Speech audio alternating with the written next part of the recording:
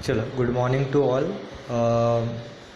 Chapter 11 accounts का हम लोग कर रहे हैं। फर्स्ट हम लोगों ने क्लास में कल देख लिया था कि बैंक रिकॉन्सिलिएशन स्टेटमेंट का मीनिंग क्या होता है। ठीक है, कौन कौन से रीज़न होते हैं, कौन कौन से कॉजेज़ होते हैं जिसके कारण से हम लोगों को बैंक रिकॉन्सिलिएशन स्टेटमेंट बनाना होता है। ठीक है, यहाँ पर हम लोग दो चीज़ों की बात कर रहे हैं, कैश बुक और पासबुक की। कैश बुक का बैलेंस अगर लेके चलते हैं तो पासबुक के से हम लोगों को मिलान करना है, मैच करना रहता है। पासबुक को अगर का बैलेंस लेके चल रहे होते हैं तो हम लोगों को कैश बुक से मिलान करना होता है। ठीक है, अब यहाँ पर हम लोग एक चीज़ देखेंगे, बैंक रिकॉन्सिलिएशन स्टेटमेंट का किस तरीके से हम लोग प्रोफार्मा बनाते हैं। ठीक है, तो यहाँ पर दिया हुआ है, ठीक है, पर्टिकुलर आइटम प्लस वाले और आइटम माइनस वाले। ठीक है, तो अगर हम लोग बात करें balance as per cash book, अगर हम लोग कैश बुक का बैलेंस लेके चले, ठीक है, तो लास्ट में जाके हम लोगों को मिलेगा बैलेंस एज पर पासबुक, है ना। मतलब कि पासबुक के बैलेंस को हम लोगों को मैच करना है कि पासबुक का बैलेंस क्या निकला। ठीक है,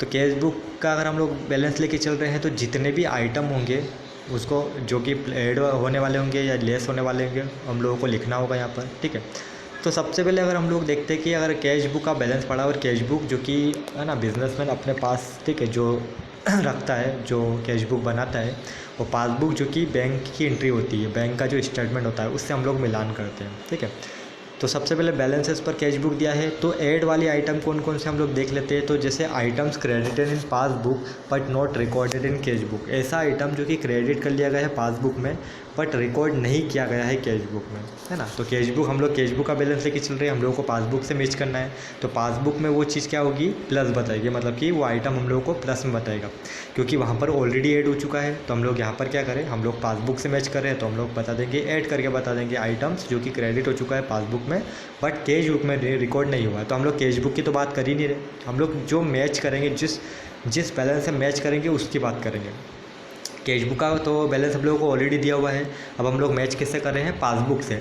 तो पासबुक में देखेंगे कि पासबुक में इसका क्या इफेक्ट पड़ा है। तो आइटम जो कि क्रेडिट हो चुका है पासबुक में बट रिकॉर्ड नहीं हुआ है कैश बुक में, तो हम लोग तो पासबुक की बात करें और पासबुक में ऑलरेडी क्रेडिट हो चुका है, मतलब कि प्लस हो चुका है। पासबुक का क्रेडिट मतलब प्लस, पासबुक का डेबिट मतलब माइनस, और हमारा कैश बुक का डेबिट मतलब प्लस और कैश बुक का क्रेडिट मतलब माइनस होता है। ठीक है, एक और एंट्री इसमें दी है, item debit in cash book but not recorded in passbook. वो आइटम जो कि कैश बुक में तो रिकॉर्ड है ना, डेबिट में रिकॉर्ड हो चुका है बट रिकॉर्ड नहीं हुआ है पासबुक में, और हम लोग तो पासबुक की बात करें, मतलब कि वो क्या होगा, है ना, माइनस हो जाएगा, क्योंकि वहाँ पर दिखाया नहीं गया है, मतलब कि वो बैलेंस जो है वो थोड़ा सा माइनस में बताएगा, नीचे बताएगा, तो हम लोग इसको लेस कर लेंगे।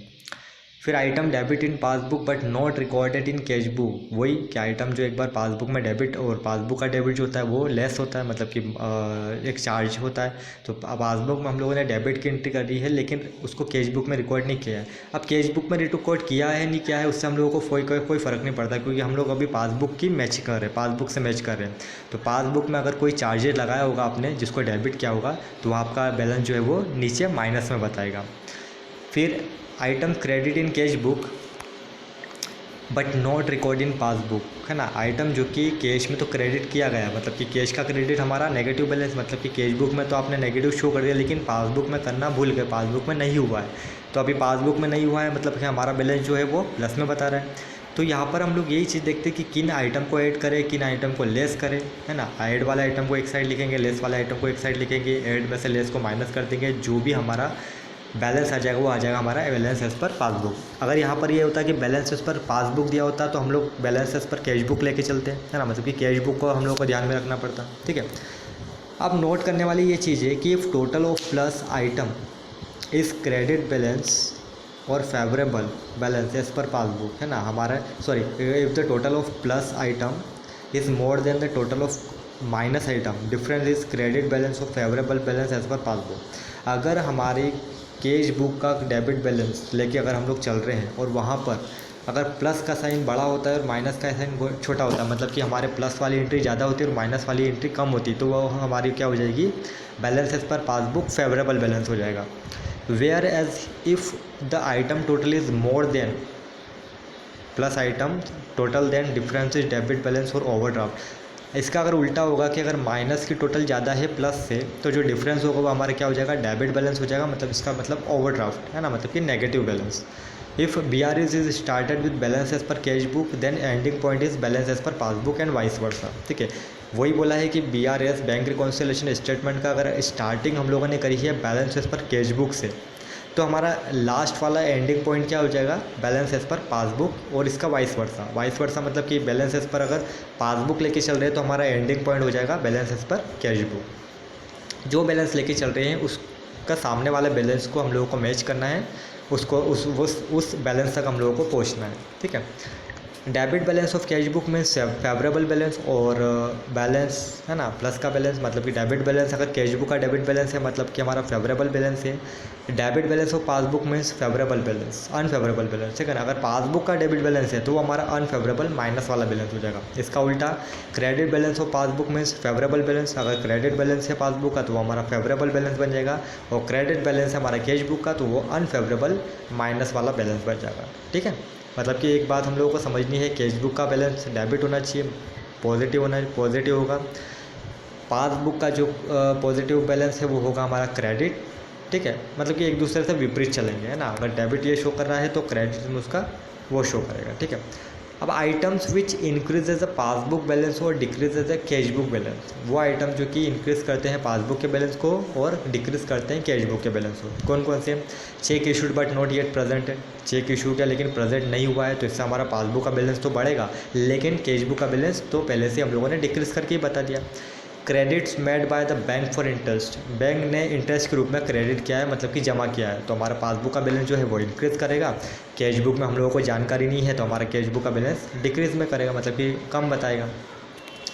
थर्ड है amount directly deposit by the customer in our bank account, किसी कस्टमर ने डायरेक्टली हमारे बैंक अकाउंट में जाके जमा करवा दिया है तो हमारे पासबुक का बैलेंस क्या होगा, इंक्रीज़, और कैश बुक का बैलेंस, क्योंकि कैश बुक में तो हमको पता ही नहीं है तो कैश बुक का बैलेंस जो है वो नेगेटिव शो कर, मतलब कि कम शो करेगा।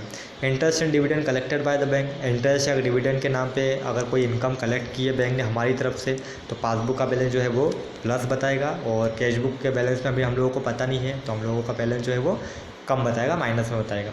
Check paid into bank but not omitted to be recorded in the cash book, cheque जो कि पेड किया गया है ना, किसी भी सप्लायर को, लेकिन उसकी एंट्री जो है वो नहीं की गई है ना, recorded in cash book, omitted to be recorded in cash book, तो हमारा जो वो चेक है, ठीक है, वो हमारे पासबुक में इंक्रीज़ बैलेंस को बताएगा और कैश बुक में डिक्रीज बैलेंस को बचाएगा। अब items which decrease the passbook balance और इंक्रीज, अब इसका बिल्कुल उल्टा, यहाँ पर हम लोग बात करें कि ऐसा आइटम जो कि कैश पासबुक में तो डिक्रीज है ना बैलेंस बताएगा, लेकिन कैश बुक में इंक्रीज बैलेंस बचाएगा। जैसे cheque send to the bank for collection but not yet credited, हम लोगों ने हमारा किसी पार्टी का चेक कलेक्शन के लिए भेजा लेकिन अभी तक क्रेडिट नहीं हुआ है तो हमारे यहाँ तो उसने हम लोगों ने कैश बुक में तो इसकी एंट्री कर दी थी, पासबुक में इसकी एंट्री नहीं हुई तो पासबुक में वहाँ पर डेबिट बैलेंस क्या हो जाएगा, डिक्रीज हो जाएगा। Cheque paid into the bank but not dishonoured, है ना, बट डिसऑनर्ड, है ना, चेक जो कि हम लोगों ने जमा करवाया था वो डिसऑनर हो गया तो उसकी एंट्री क्या हो जाएगी, पासबुक में डिक्रीज़ हो जाएगी। Direct payment made by the bank, कोई हमारी तरफ से अगर किसी बैंक ने कोई पेमेंट किया हो तो उस हमारे पासबुक में वो बैलेंस क्या हो जाएगा, उतना अमाउंट से माइनस हो जाएगा। बैंक चार्जेस लगाया, कमीशन दिया किसी को तो वो डेबिट वाला आइटम हमारे पासबुक में ये डिक्रीज़ हो जाएगा। और cheque issued but not omitted to be recorded in the cash book, cheque जो कि इशू किया गया है लेकिन कैश बुक में उसकी एंट्री नहीं है, भूल गए हैं, तो चेक कैश बुक में तो लिखना भूल गए, लेकिन हम लोग अभी बात करें पासबुक की तो पासबुक में जो बैलेंस है वो डिक्रीज में बताएगा।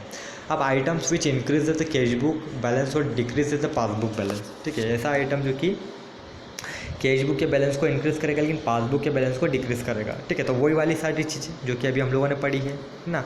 और items which decrease the cash book balance और इंक्रीज द पासबुक बैलेंस, तो वही सारी चीज़ें कि हम लोगों ने फर्स्ट में पढ़ी थी, ठीक है।